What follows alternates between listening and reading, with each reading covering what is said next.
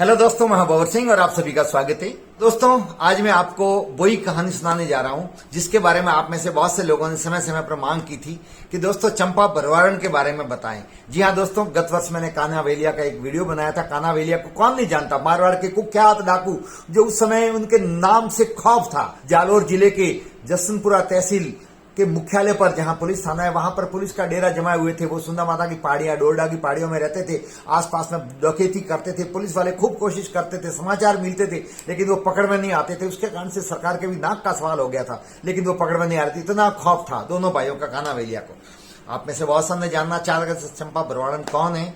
तो जी हाँ दोस्तों, आइए आज आपको बताते हैं चंपा बरवाड़न की कहानी और किस प्रकार से उनका और कान्हा वेलिया की मुलाकात होती है, किस प्रकार से वो उनके गिरोह में शामिल होती है। आप पूरा वीडियो देखिए। जी हाँ दोस्तों, गुजरात में एक शहर है पाटन, बहुत ही प्रसिद्ध है। गुजरात में गीत भी है, पाटन थी पटोड़ा मोक लावजो। पाटन बहुत ही प्यारा शहर है और उस पाटन के पास में एक जैतपुरा गांव है। वहां जैतपुरा गांव की रहने वाली थी चंपा बरवाड़न।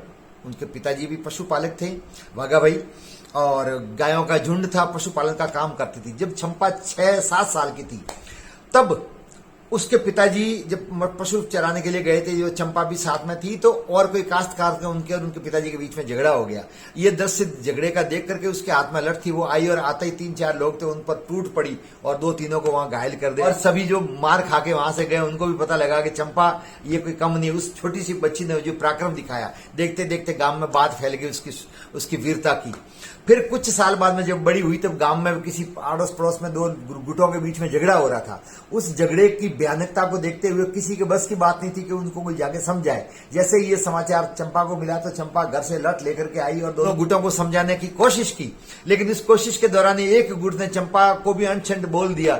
तो वहां पर चंपा ने उनकी जबरदस्त गांव के बीचों बीच धुनाई की और उस दिन से उसका सिक्का जम गया गांव में और आसपास में। धीरे धीरे ये बात सब जगह फैलती गई, छुटपुट, और कहीं भी शिकायतें होती तो लोग चंपा के पास में आते, चंपा जाके निराकरण करती। और एक वक्त तो यह आ गया कि चंपा के वहां जाने मात्र से ही लोग सिलेंडर हो जाते थे, कोई कुछ करने की जरूरत भी नहीं पड़ती थी। देखते ही देखते चंपा का इतना खौफ जम गया था। अपने पिता के साथ में पशुपालन का कार्य करती थी, जंगलों में पशु चराने जाती थी और कोई उनकी तरफ आंख उठा करके भी नहीं देखता था। तो उस प्रकार से उसकी दाग जम गई।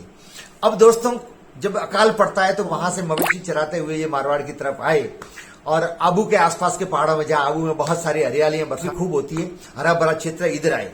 इधर चंपा ने कान्हा वेलिया के बारे में सुन रखा था, उनकी बहादुरी के, उनके डकैती के किस्से। जल में बचे कमुंदनी चंदा बसे आकाश, और जो जाई को भाव तो ताही के पास। और जो मन को अच्छा लगता है, जो जिस विषय में जिस व्यक्ति की रुचि होती है, उसको वो विषय ही अच्छा लगता है। तो चंपा भी इस प्रकार की कहानियां किससे सुनती थी वे कान्हा वेलिया के बारे में। तो उसके मन में भी जिज्ञासा थी कि कभी न कभी मौका मिलेगा तो मैं उनसे मिलूंगी। इधर चंपा बरवाड़न जब इस क्षेत्र में आई तो जो अकाल के कारण से बहुत सारे लोग मवेशी लेकर के आ रहे थे, तो उन्होंने चंपा को अपना लीडर माना। उस चंपा के साथ में मवेशी चराने आने का निश्चय किया, ताकि उनकी तरफ कोई आंख उठा के देख नहीं सके। तो विशाल मवेशियों का समूह, चंपा उसका नेतृत्व करने लग गई। उनके साथ में 300-400 लोग रहते थे और इधर आबू के आसपास में वो पशु चराया करती थी। ये समाचार कान्हा वेलिया को भी मिला कि एक बरवाड़न है चंपा, और बहुत बहादुर है और उसका बहुत खौफ है और बहुत ही दबंग है। तो उनकी भी इच्छा हुई मिलने की। इधर चंपा भी चाहती थी उनसे मिलना। तो जहां चाह होती है वहां राह अपने आप बन जाती है दोस्तों। तो इस चाह के कारण से दोनों के बीच में मिलने का मौका मिल गया। और जैसे समाचार मिला चंपा को कि आबू के तलेठी के आसपास में कान्हा वेलिया भी यहीं पर है, तो उसने इच्छा जाहिर की कि मुझे मिलना है। और ये समाचार जब आम लोगों के माध्यम से इनको कान्हा वेलिया तक पहुंचा, तो कान्हा वेलिया ने उनको मिलने के लिए आमंत्रित किया।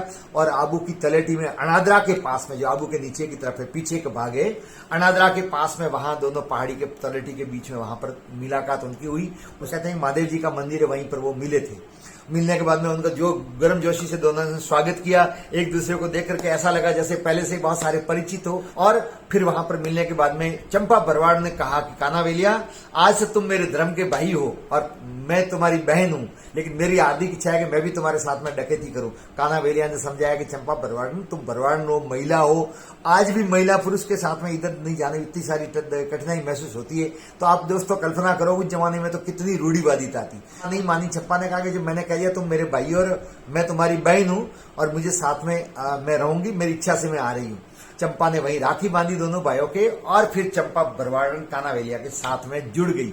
इस प्रकार से महादेव जी को साक्षी मानते हुए तीनों ने ये निर्णय लिया कि हम साथ में रहेंगे और साथ में जिएंगे और साथ में मरेंगे भाई बहन की तरह। अब उसके बाद में फिर वहां से ये पाथावाड़ा को भी लूटा, रेवदर में भी डकैती की, आबू के आसपास में डकैती की।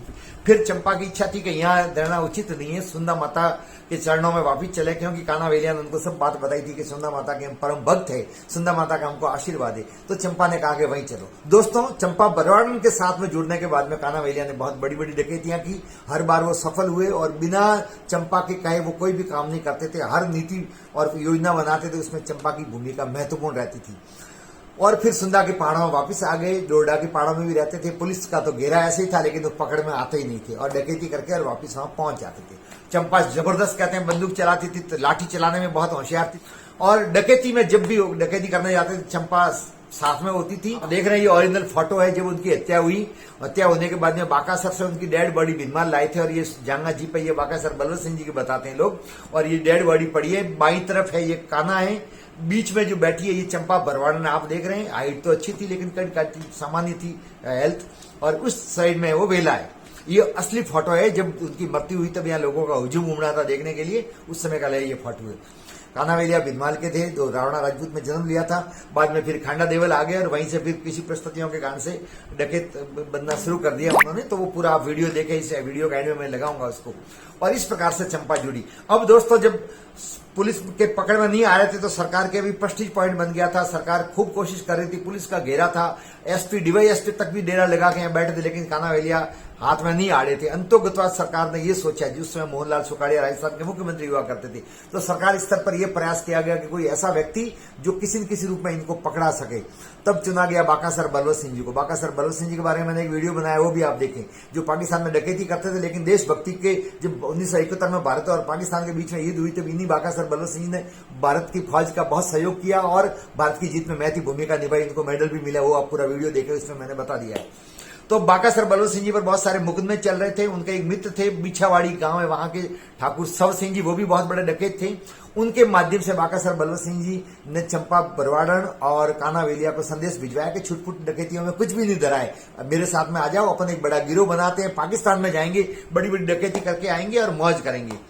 इधर बलवंत सिंह जी को यह प्रलोभन दिया गया कि यदि कान्हावेलिया को आप पकड़वा लेते हो किसी भी प्रकार से, तो आप पर चलने वाले मुकदमे वापस ले लिए जाएंगे। वो प्रलोभन में आ गए। सब सिंह जी के माध्यम से कान्हावेलिया को समाचार भेजा और कान्हावेलिया वहां जाने के लिए तैयार हो गए। दोस्तों, यहाँ कहते हैं कि चंपा बरवाड़न ने स्पष्ट मना किया था कि हमको वहां नहीं जाना है, हमारे साथ में धोखा हो सकता है, सुंदा माता का आशीर्वाद है, सुंदा का पहाड़ छोड़ के हमको कहीं नहीं जाता है। लेकिन कान्हावेलिया नहीं माने। पहली बार चंपा बरवाड़ ने आधे अधूरे मन से उनके साथ में जाने का निश्चय किया, खूब रोका लेकिन नहीं माने, और आखिर में वहां गए। जाने के बाद में उनके साथ में धोखा हुआ, उनको जहर दिया गया दोनों भाइयों को। चंपा की भी हत्या की गई, और हत्या करने के बाद में जो फोटो देख रहे हैं, ये फोटो ये उस समय के भिनमाल में खींचे हुए, और तीनों के प्राणों का अंत हुआ। तो इस प्रकार से चंपा बरवाड़न उनके साथ में जुड़ी और साथ में जीने मरने की जो सौगंध गाई थी महादेव जी के मंदिर में, उस मंदिर महादेव जी के मंदिर में खाई सौगंध को तीनों ने एक साथ में निभाया। तीनों साथ में जिए, साथ में मरे। आपको ये वीडियो कैसा लगा, ये कहानी कैसी लगी? चैनल को सब्सक्राइब नहीं किया है तो बेल बजा करके सब्सक्राइब करें, ताकि आप तक सीधे वीडियो पहुंच सके। वीडियो पसंद आया हो तो आप जरूर लाइक करें, शेयर करें। आप सबका बहुत बहुत धन्यवाद। जय हिंद।